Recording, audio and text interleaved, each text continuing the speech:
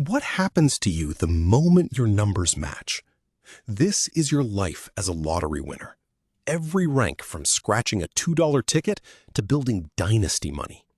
And the price is every relationship, every belief, and every version of yourself you thought was permanent. Here's what it really looks like. You're staring at a number on your phone, and your hands aren't shaking. 7 digits. Yours. All of it. You should feel something. You don't. To understand how you get to a place where 7 figures means nothing, you have to go back to a different parking lot, a Tuesday, $2, and a coin. The quarter scratches faster than your fingernail. You never use your fingernail. Silver dust falls onto your jeans. You don't wipe it off. 3 sevens. You check it again. 3 sevens. $500.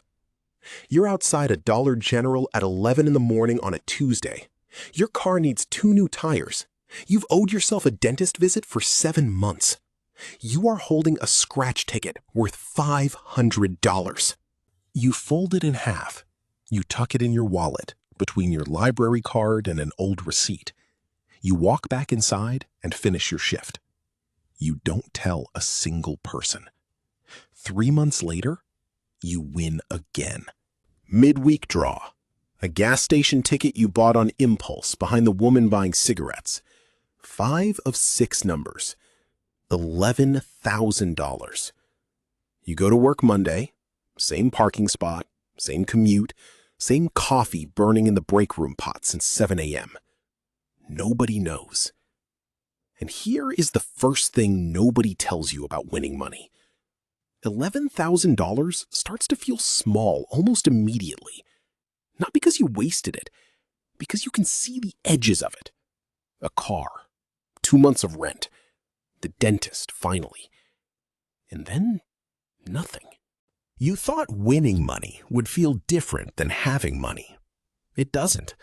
You can feel the ceiling before you spend $1.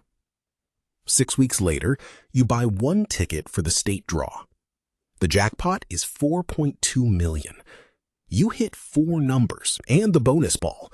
The prize is $91,000 before taxes. After the state cut, after federal, after the processing fees nobody mentioned until you were standing in a fluorescent office holding a notarized form. You walk out with $68,000. You stare at it in your account for 3 days without touching it. Then you quit your second job. Your mother finds out. You forgot you still share an account from college. She calls it 8 on a Wednesday. She doesn't ask.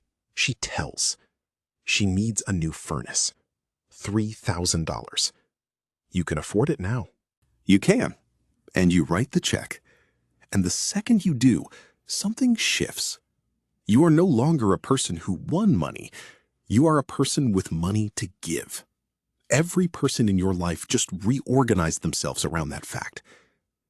You keep the first job. You tell yourself it's to stay grounded. It isn't. It's because you're afraid of what happens when you stop having somewhere you have to be. The ticket gave you $500 and a secret. The secret cost more.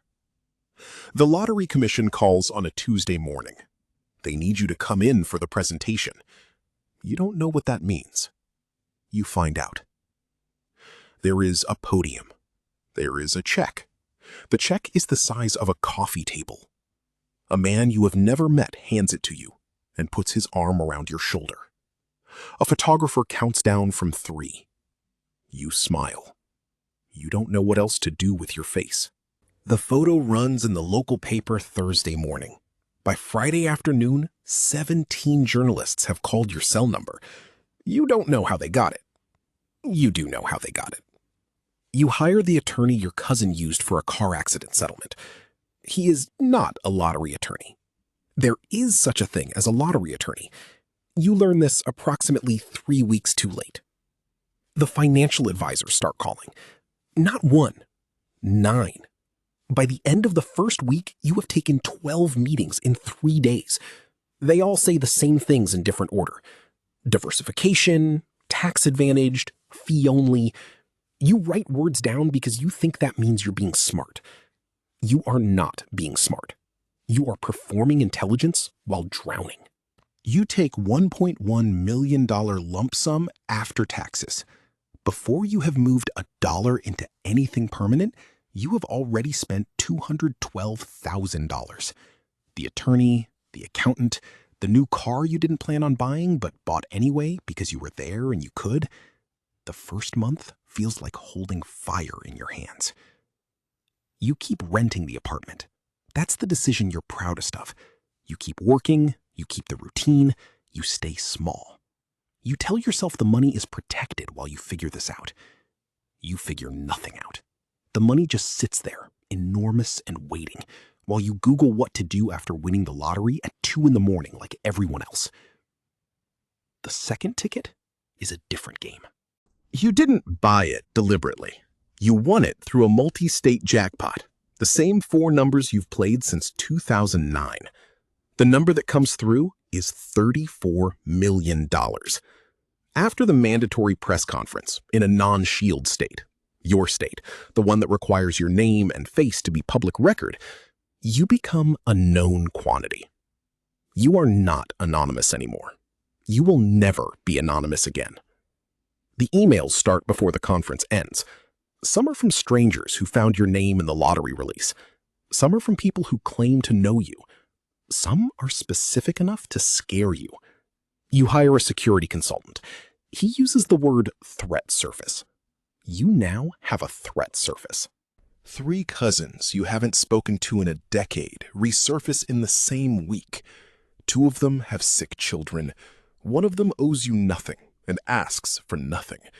And that one frightens you most, because you spend the next month waiting for the ask that never comes, wondering if you've become the kind of person who suspects everyone.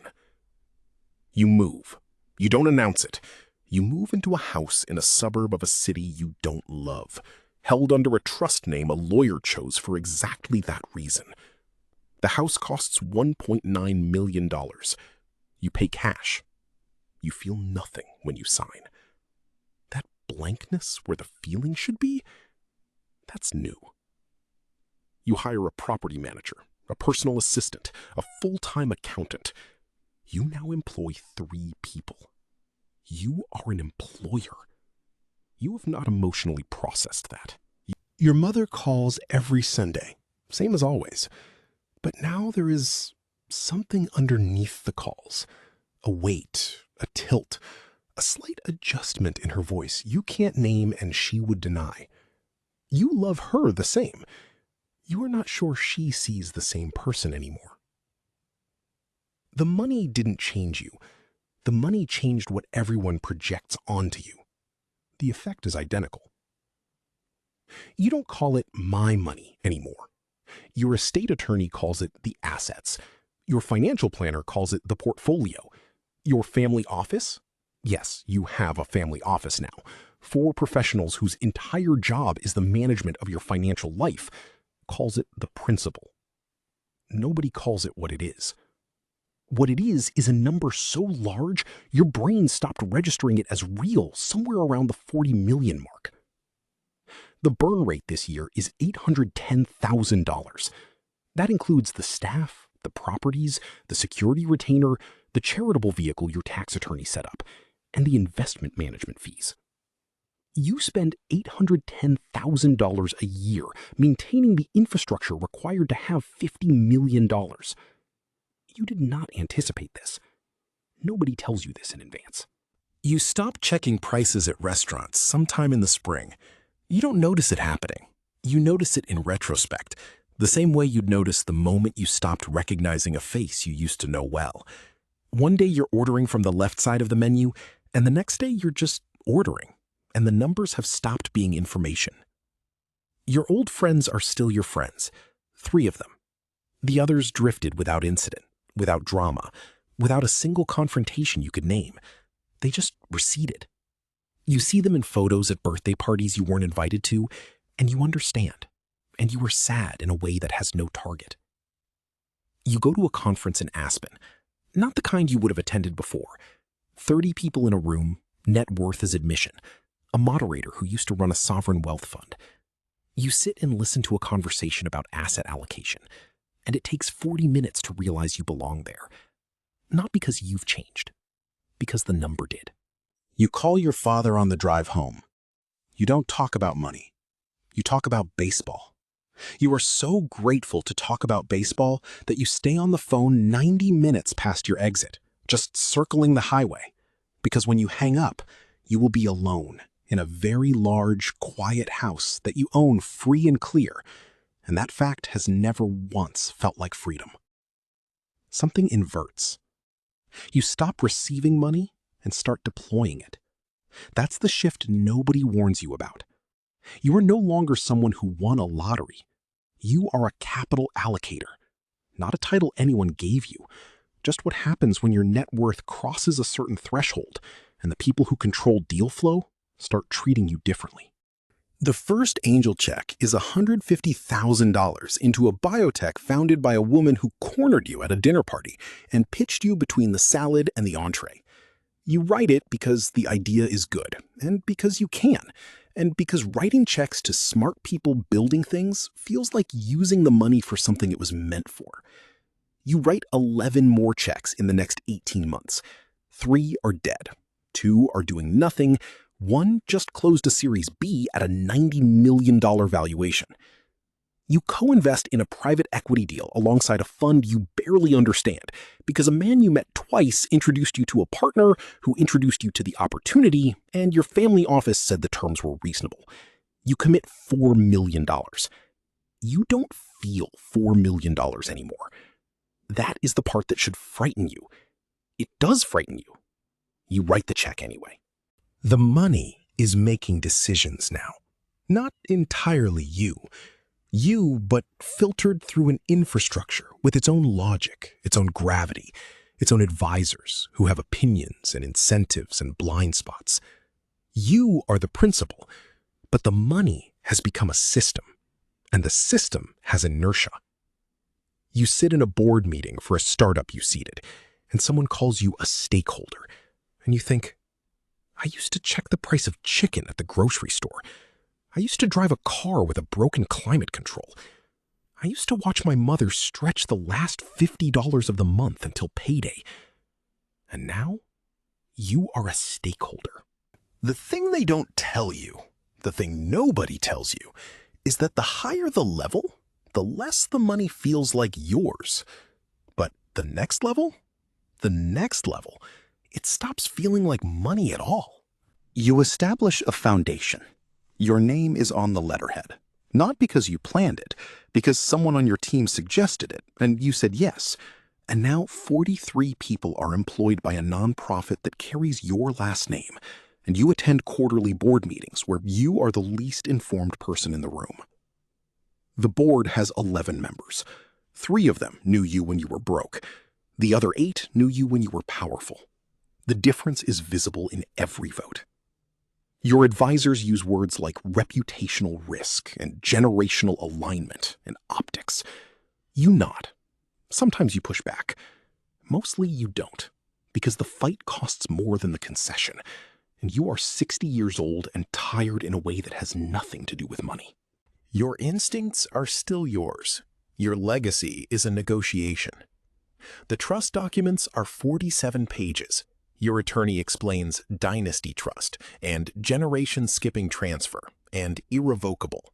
You sign on the line. You ask one question. You probably should have asked more. Your first grandchild is born in March. You hold them in the hospital room. They weigh 8 pounds and 3 ounces, and they don't know anything yet. Not their name, not yours, not what your name is going to mean in rooms they haven't entered. This child will never know the grocery store math. They will never know what it feels like to check your balance before deciding whether to fill the gas tank. They are born into a wealth structure they did not choose and cannot fully escape. A last name that is already a door key, already a ceiling, already a question they'll spend their whole life answering. You cannot give them the hunger that built this, and you still haven't decided whether that's mercy or damage. Pull all the way back now. Somewhere tonight, there is a person standing in a parking lot. The lot is lit orange-yellow under the overhead lights. They bought a scratch ticket because the jackpot is enormous, and they have a problem that money would solve, and they have run out of better ideas. They scratch with a coin. The coin comes away silver at the tip. The odds are 1 in 292 million. The ticket costs $2. They know it won't hit. Probably, they know. But for the 30 seconds while they scratch, they imagine it differently. A different morning, a different kitchen, the same kids, the same street, just without the ceiling pressing down. That is where this started. That is always where it starts. You in a parking lot, a coin in your hand, a scratch ticket, one impossible number, and 30 seconds where every version of your life is still open. The foundation is real. The grandchild is real. The 47 pages of trust documents are real. But the ticket is still $2. The odds haven't moved. The scratch hasn't changed. It costs exactly the same to dream as it always did. The cycle continues. If this one hit you somewhere real, watch the video that's up next. We've been building this series, and the next level is waiting. And if you want to stay in this world, subscribe.